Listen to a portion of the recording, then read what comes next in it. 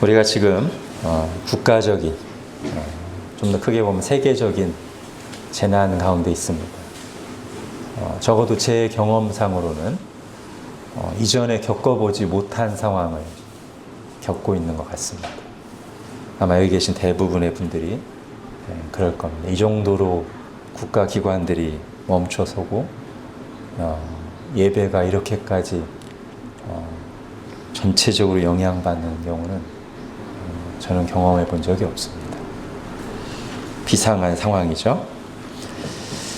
자, 이때 신자들은 어떻게 이 상황을 바라보고 행동해야 하는지 우리가 늘 고백해 왔듯이 우리의 신앙과 삶의 유일한 규범은 하나님의 말씀이라는 사실을 바로 지금 이 상황에서도 적용해야 됩니다. 재난을 바라보는 관점, 대응하는 마음, 자세, 행동, 이런 것들도 하나님의 말씀이 모든 것을 구체적으로 말해주지는 않는다 할지라도 그 관점과 원칙들을 저희가 말씀에서 듣고 행해야 되겠죠.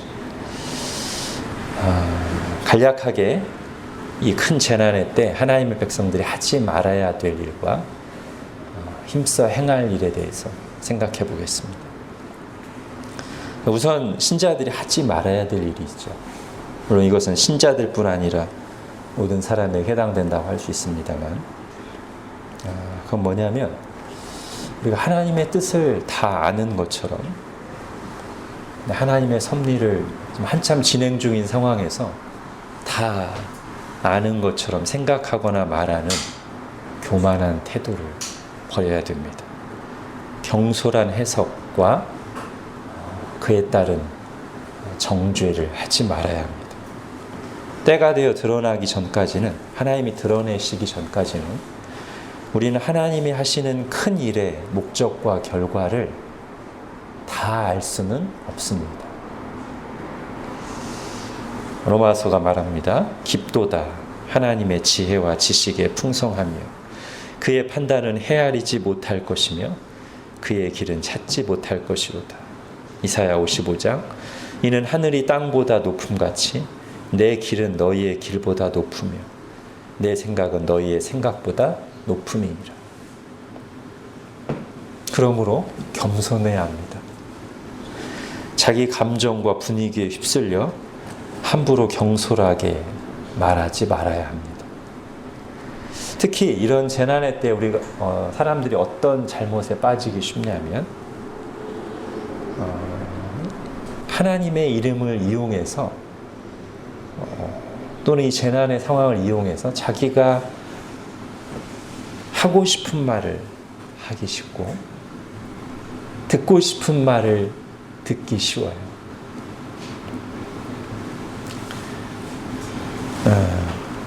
한국 사회가 특히 최근 몇 년간 특히 교회가 정치 이념에 의해서 심각하게 분열하고 갈등하고 있는 만큼 이런 재난의 상황도 정치적으로 이용하려는 세력이 당연히 있고 교회는 거기에 휩쓸리거나 참여하지 않도록 주의해야 됩니다. 가령 예를 들면 지난 주일인가요? 대구에 있는 어느 순복음교회 목사가 그렇게 설교했다고 하죠. 지금 이것은 워밍업에 불과하다. 그러니 이번 총선에서 투표 잘해야 된다. 이게 무슨 뜻입니까? 이 정부 때문에 이렇게 된 것이니 이번에 다른 곳을 찍자. 이런 것이죠. 바로 이런 말들을 우리가 하지 말아야 되는 것이죠. 겸손해야 됩니다. 하지 말아야 되는 건 이 정도로 하고요. 해야 되는 일. 자, 첫 번째는 이겁니다. 제가 오늘 기도도 했습니다만 하나님이 다스리심을 믿는 것입니다. 이것이 첫 번째 우리가 해야 될 일입니다. 위기 상황에서 진가가 드러난다는 말이 있죠. 고난의 때야말로 신자들의 믿음, 교회의 믿음이 진가를 발휘해야 될 때입니다. 세상 사람들은 하나님을 알지 못하죠. 하나님이 온 우주 만물의 창조주요 주관자이심을 모릅니다. 눈에 보이는 것이 전부라고 생각합니다. 이 세상이 흘러가는 일이 다 우연의 법칙에 의해서 된다고 생각하죠. 그리고 이것이 삶에 끼치는 영향은 매우 매우 큽니다. 그것이 모든 사고와 결정과 행동에 다 영향을 미치는 것이죠. 이 세상이 누가 주인이고 어떻게 흘러가느냐를 바라보는 그 세계관이에요. 좋은 일은 행운이고 내가 잘해서 그렇고 나쁜 일은 재수 없다고 생각합니다. 그래서 늘 불안합니다. 뿌리가 없죠. 그러나 우리는 온 우주 만물 그리고 우리 인생의 주인이시고 생사화복의 주관자이신 하나님을 아버지로 믿는 사람들입니다. 그러면 성경 속에도 다양한 재난들, 큰 재난들의 기사가 몇 차례 나오죠. 예를 들면 요셉 시대에 있었던 국제적인 대기근, 당시 최고의 큰 제국인 애굽, 이집트뿐 아니라 인근, 근동 지역까지 아마도 기근이 국제적으로 있었기 때문에 나중에 각국의 사람들이 음식을 얻으러 요셉이 총리로 있는 애굽으로 나오지 않습니까? 그러니까 대기근이 있었어요. 출애굽 때 10가지 재앙도 있고요. 그리고 오늘 본문에 나오는 사도행전 글라우디오 황제 때 초대교회가 활동할 그 당시에도 천하의 큰 흉년이 있었습니다. 이것도 국제적인 대기근 같아요. 많은 사람들의 생명이 위협을 느낄 수 있는 대기근이죠. 그 재난들마다 특징이 있겠죠. 목적이 있을 것입니다. 그런데 성경이 분명하게 말하는 것은 이 모든 재난들은 다 하나님의 뜻 가운데 일어나는 일이다. 그래서 하나님이 요셉에게 꿈을 보여주시죠. 미리. 오늘도 아가보라 하는 선지자를 통해 하나님이 미리 말씀하십니다. 출애굽 때 10가지 양은 말할 것도 없고요. 다 하나님의 뜻 가운데 일어나는 일입니다. 우리가 최근에 웨스트민스터 소유리 문답을 하면서 얼마 전에 섭리에 대해서도 다시 한번 들었습니다. 주님께서 이 섭리를 잘 가르쳐 주신 말씀 중에 하나가 참새 2마리가 한 아사리온에 팔리지 않는. 네, 그 참새 1마리가 땅에 떨어지는 것도 너희 하늘 아버지의 허락이 없이는 일어나지 않는다. 여기서 참새는 가장 작은 존재의 대명사고, 참새 1마리가 떨어지는 일은 가장 작은 사건의 대명사입니다.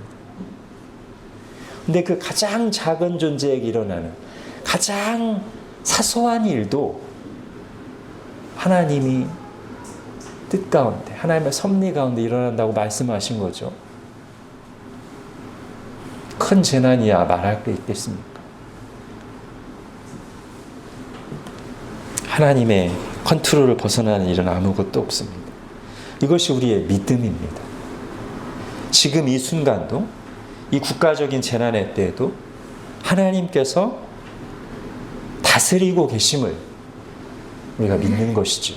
그리고 이 다스림, 이 섭리의 결국은 합력하여 선을 이룬다는 것을 우리가 분명하게 믿습니다. 그러니 우리가 너무 두려워하지 맙시다. 바로 지금 하나님을 바라보고 우리의 믿음을 고백합시다. 가르쳐주지 않아도 나오는 본능대로의 생각과 감정과 행동으로만 행할 것이 아니라 그동안 하나님의 은혜 가운데 말씀을 통해서 우리가 배우고 깨달은 바를 지금 적용하여 생각하고 행동하기를 힘씁시다. 크신 하나님을 찬양하고 하나님의 선하심을 신뢰합시다. 그리하여 하나님이 우리에게 약속하신 참된 기쁨과 평안을 누리고 드러낼 수 있기를 바랍니다. 바울이 감옥에 갇혀있던 그 순간에 교회에게 담대하게 전했던 진리가 우리의 고백이 되기를 바랍니다. 빌립보서 4장입니다. 주 안에서 항상 기뻐하라. 항상 기뻐하라. 내가 다시 말하노니 기뻐하라. 너희 관용을 모든 사람에게 알게 하라. 주께서 가까우시니라. 아무것도 염려하지 말고 다만 모든 일에 기도와 간구로 너희 구할 것을 감사함으로 하나님께 아뢰라. 그리하면 모든 지각에 뛰어난 하나님의 평강이 그리스도 예수 안에서 너희 마음과 생각을 지키시리라. 아멘. 지금 우리에게 꼭 적용돼야 될 말씀이라고 생각합니다. 자, 첫 번째는 이렇게 하나님의 다스림을 믿는 것이고요. 두 번째는 겸손히 하나님 앞에 엎드리는 것입니다. 우리 인생에 다양한 고난이 있고 그 고난을 통해 이루고자 하시는 하나님의 목표가 있습니다. 그런데 모든 고난들에 해당되는 첫 번째 의도가 있으니 그것은 우리를 겸비하게 하시는 겁니다. 참된 겸손은 뭡니까? 우리의 작음과 연약함을 알고 하나님 앞에 엎드리는 겁니다. 하나님 앞에 엎드리는 것. 그것이 세상에서 말하는 겸손과의 궁극적인 차이죠. 세상에서도요, 어려움을 당하면 겸손하게 되는 일들이 얼마든지 있습니다. 함부로 말하고 행동하다가 어려운 일을 당하면 조심해서 말하게 되고요. 자만하던 사람이, 다른 사람을 막대하던 사람이 신중하고 부드러워지기도 합니다. 근데 그런 겸손은 우리 믿는 사람과 안 믿는 사람 모두에게 나타나는 겸손이고 다 필요합니다. 그러나 신자의 겸손은 거기서 더 나아가죠. 그리고 그게 진정한 겸손입니다. 뭡니까? 하나님 앞에 내가 얼마나 작고 보잘것없는 자인가를 깨닫고 하나님 앞에 엎드리는 것입니다. 하나님 앞에 엎드림이 없는 겸손은 신자의 겸손으로서는 굉장히 결핍되어 있는 것이죠. 참된 겸손이라 할 수가 없습니다. 하나님 없이 살 수 없는 인생인 것을 고백하며 하나님 앞에 엎드려 의지하고 은혜와 긍휼을 구해야 됩니다. 고난의 때야말로 좀처럼 낮아지기 힘든 우리의 마음이 다시 겸손의 자리로 돌아갈 수 있는 좋은 기회입니다. 이것은 개인적인 고난뿐만 아니라 지금과 같은 큰 규모의 재난도 마찬가지죠. 생각해 보십시오. 사람이 막 100층이 넘는 건물을 쌓고 우주에 로켓을 쏘아 올리고 많은 지식을 얻었다고 자만하지만 지금 눈에 보이지 않는 미생물 때문에 쩔쩔매며 온 세계가 두려워하고 있지 않습니까? 이런 걸 보면 우리가 겸손해야 되는 것이죠. 하나님께서는 교만한 자를 낮추시고 겸손한 자에게 은혜를 주십니다. 여러분, 모든 고난 또는 재난이 어떤 구체적인 죄 때문에 오는 건 아니에요. 그렇기 때문에 우리가 앞에 맨 처음에 하지 말아야 될 것 중에 하나가 어떤 재난 사고가 있을 때 저 사람들 주일 예배 빠지고 놀러 가서 그래, 하나님 안 믿고 동성애 믿어서 그래, 이렇게 단정적으로 말하지 않도록 주의해야 된다는 거예요. 물론 개인은 자신을 돌아봐야 됩니다. 고난의 순간. 그러나 어떤 큰 재난이 일어나는데 그 재난당한 사람들을 향해서 쉽게 정죄하는 말을 하지 않도록 우리가 조심해야 돼요. 모든 재난이 다 어떤 구체적인 죄 때문에 오는 건 아니니까요.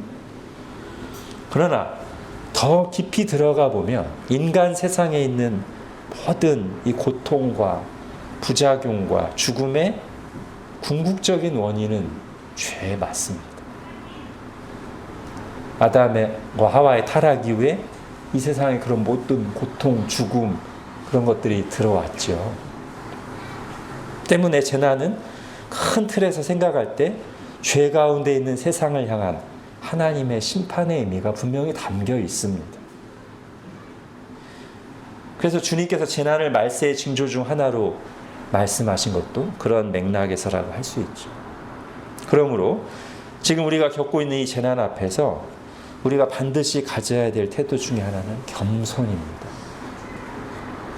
겸손히 하나님 앞에 엎드리는 것입니다. 자신을 돌아보고 하나님의 불쌍히 여기심을 바라며 기도하는 것입니다. 그런 점에서 역대하 7장 13, 14절의 말씀은 지금 우리에게 필요한 태도를 가르쳐 준다고 할 수 있습니다. 제가 역대하 말씀 읽겠습니다. 혹 내가 하늘을 닫고 비를 내리지 아니하거나 혹 메뚜기들에게 토산을 먹게 하거나 혹 전염병이 내 백성 가운데 유행하게 할 때 내 이름으로 일컫는 내 백성이 그들의 악한 길에서 떠나 스스로 낮추고 기도하여 내 얼굴을 찾으며 내가 하늘에서 듣고 그들의 죄를 사하고 그들의 땅을 고칠지라. 여기 나오는 거예요. 그들의 악한 길에서 떠나 스스로 낮추고 기도하여 내 얼굴을 찾으며. 자, 이것이 재난의 때 하나님의 백성들이 마땅히 가져야 될 태도 중에 하나라는 것입니다. 꼭 어떤 구체적인 죄가 아닐지라도요. 자, 세 번째, 위기를 기회로 삼아 적극적인 선을 행해야 합니다. 여러분, 위기는 기회라는 말이 있죠. 영적으로도 정말 그래요. 좀만 정신을 차리고 보면 이 큰 재난은요, 고난은 하나님과의 관계를 회복할 기회, 영적으로 각성할 기회, 미뤄두었던 그러나 꼭 해야 됐던 일들을 할 수 있는 기회, 전도할 기회, 선을 행할 수 있는 기회가 될 수 있습니다. 여러분, 지금 밖에 나가면 평소보다 거리가 훨씬 환산해졌죠? 왜 그렇습니까? 많은 모임과 만남들, 일들이 취소되거나 연기됐기 때문이잖아요. 그로 인한 어려움들이 분명 우리에게 있습니다. 그리고 앞으로 이것이 누적되면 어려움들이 있을 거예요. 그러나 또 다른 편에서 보면 이게 덜 바빠진 거죠. 가족들과 함께 있을 시간이 늘어났다고 말할 수도 있죠. 지난 주 중에 지금 저희 노회에서 교제하는 목사님들과도 이 상황에 대해서 어떻게 할 것인가 여러 상황들 단톡방을 통해서 많은 이야기들을 주고받는데 그 중에 개척교회 하시는 어떤 목사님이 또 이런 글도 올리셨어요. 딸아이가 어린이집 휴원에서 못 가서 하루 종일 딸아이랑 놀아주려니까 너무 힘들다. 좀 어려움을 토로하는 조언을 좀 해달라고. 그랬더니 어떤 목사님이 김인성 목사님 그랬군요. 강혜민 목사님이 홈스쿨 하니까 조언을 좀 해주시죠. 예, 어려울 거예요. 안 하다가 하니까 어려울 수 있습니다. 그죠? 그러나 또 기회일 수 있어요. 그동안 딸아이와 함께 하지 시간이 적었는데 그렇게 할 수 있는 시간.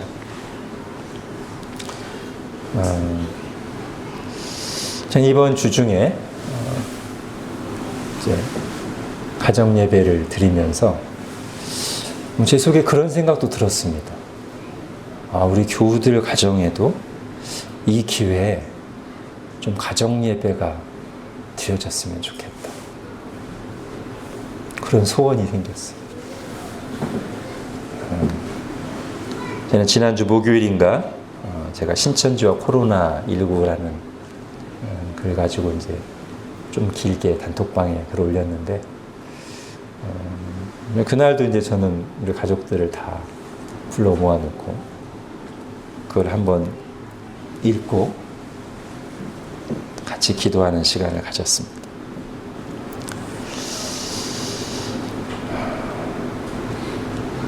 또는 그동안 주일에 우리가 자유롭게 보여 예배하고 교제할 수 있었던 것이 당연한 것이 아니라 얼마나 큰 은혜였는가를 생각하는 그런 기회가 될 수도 있죠. 사실 지금도 세계 여러 곳에서 우리처럼 이렇게 자유롭게 평안하게 여러 가지 이유로 박해 때문이기도 하고 사회적인 상황, 전쟁, 경제적인 이유 여러 가지 때문에 우리처럼 이렇게 편하고 자유롭게 평안하게 예배하고 교제하지 못하는 하나님의 백성들이 정말 많이 있습니다.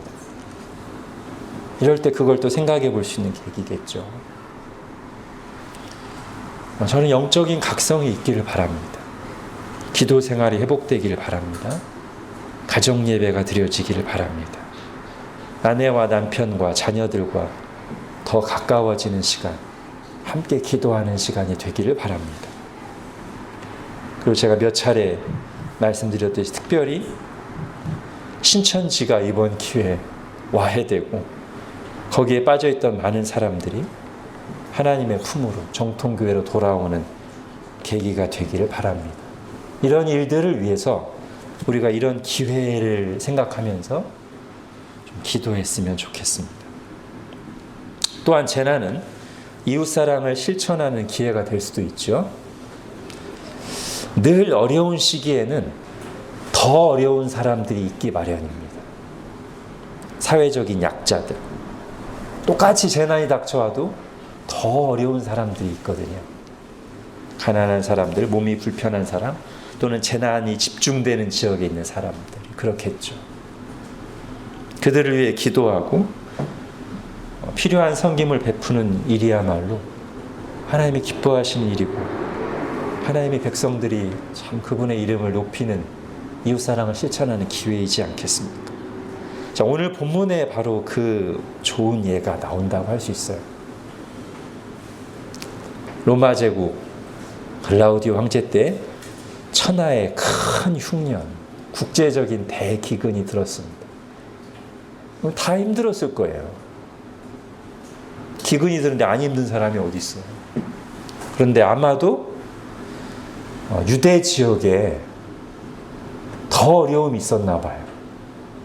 그래서 안디옥 교회를 비롯한 이방 교회가 자기들도 똑같이 큰 흉년을 만났지만 힘들지만 더 힘들다고 하는 그런 소식이 들려오는 예루살렘 교회를 위해 유대에 있는 교회를 위해 자기들의 힘 닿는 대로 헌금을 해서 지금 나눔을 하는 것을 우리가 성경에서 보죠.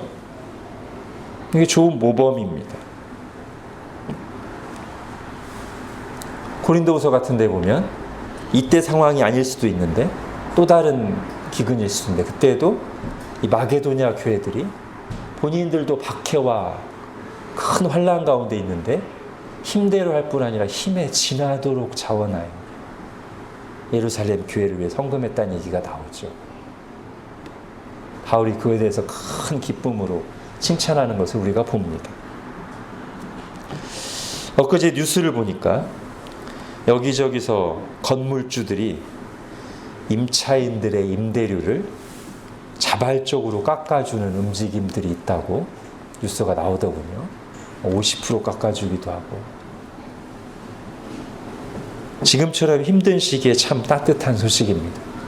저는 이런 소식을 들을 때마다 와, 저걸 주도하는 사람들이 크리스찬이면 참 좋겠다 는 생각을 해봅니다. 말씀을 마무리하겠습니다. 우리가 지금과 같은 비상한 재난의 때 교회가 어떻게 신앙을 드러내며 하나님께 영광을 돌릴 수 있겠습니까?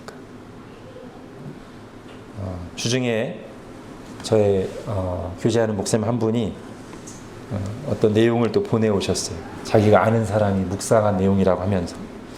근데 그 내용이 참 도전을 줬습니다. 대략 이런 내용입니다. 자기가 보니까 지금 이 상황에서 교회가 드러내는 모습이 크게 두 가지가 거의 대부분으로 보인다는 겁니다. 하나는 중국 때문이다, 혹은 정권의 무능함 때문이다라고 이 지경이 됐다고 하면서 막 울분과 분노를 표현하는 것, 남 탓하는 것. 또 하나는 주일 예배를 드려야 되는가 말아야 되는가에 대해서 논쟁하는 것. 이 두 가지가 거의 보여지는 모습의 대부분처럼 보이더라는 겁니다.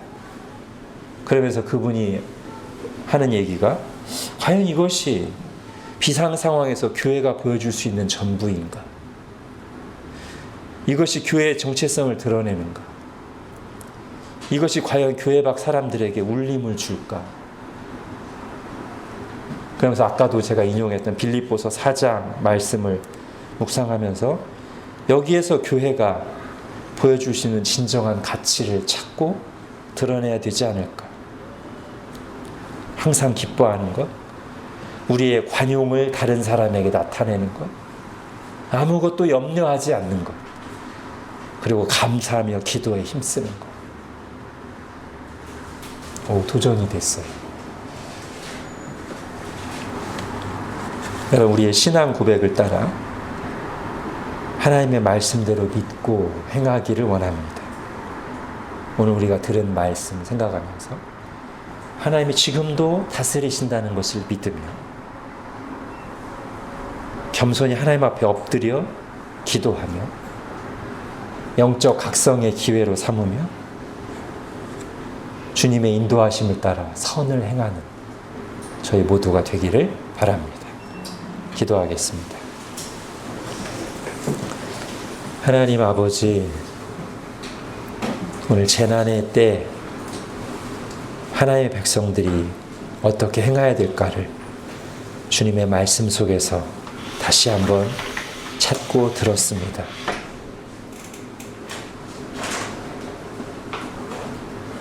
모르드게는 온 유대민족이 멸절을 당할 것 같은 이 어려운 시기에 에스더에게 왕을 찾아가서 말하라고 하면서 네가 왕비가 된 것이 이때를 위함이 아닌지를 얻지 않으냐고 말했습니다.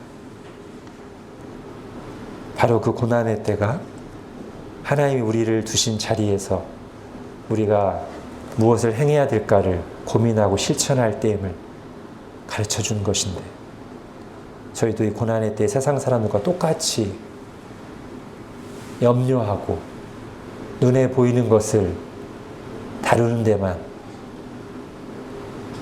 그것을 전부로만 여기지 아니하고 하나님의 백성으로서 가져야 할 믿음과 품어야 될 마음과 행해야 될 일들이 무엇인가를 말씀 속에서 찾고 기도하면서 겸손히 우리 자신에게 적용하는 그런 시간이 되게 하여 주옵소서. 예수님의 이름으로 기도합니다. 아멘.